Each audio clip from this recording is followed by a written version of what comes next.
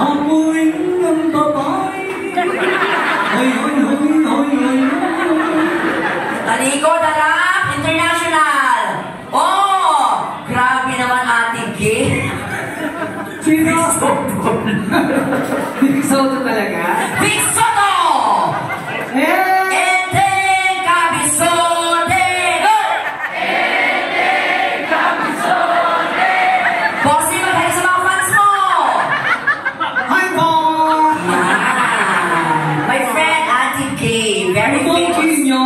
Yes, asawa niya si Miss Maika. Pero gusto ko na pakilala maayos Auntie Gay, syempre. Auntie Gay, very famous not only in the Philippines but in the entire Asia. Parang pa kami naman si Auntie Gay. Yes. Very famous. Why? Because last 2019, she's the first homosexual to acquire COVID-19.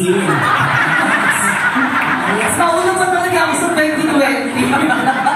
2020. O, tanongin mo na si Auntie Gay. Ano gagawin? Ano mo ng pangalan? What's your name?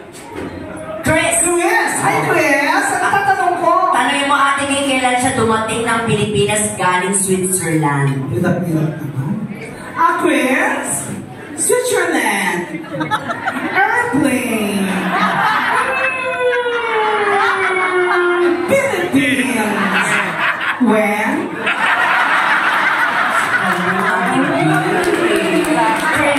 When? October, Auntie Gay. Ang tagal na. Matagal-tagal na, pero ibig sabihin mayaman yan para magtagal siya dito. Sabi ng asawa niya, hindi ka dumating na October. Tatay ni Ate, nakakaunahon sa kahirapan. So when did you arrive? Saan ka kami nakakaunahon sa kahirapan? Manila. 2-3. Oh! Ate Gay, hindi naman ngayon tanongin mo Ate Gay, kailan sila babalik ng Switzerland? Philippines! Airplane! Japan!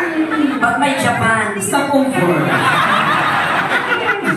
Switzerland. When are you going back there? On Monday, Auntie Gay. Kasama natin? Yes, Miss Maika. Ganda, di ba, Auntie Gay? May baby na kayo? How many kids do you have? 2 kids are just like Auntie Gay. She has 2 kids, the left and the right. Yes. Ex yun! Ex pala yun. So, how long is the relationship? How many years together? 10 years, Auntie Gay. Grabe. Palakpakan nyo naman sa panahon ngayon. Mangilan-ngilan na lamang yung nagtatagal ng relasyon, Auntie Gay. At si Auntie Gay lang ang tanging baklang nakakaalam ng mga team song ng bawat year. Oo, bawat magsasama may mga team song.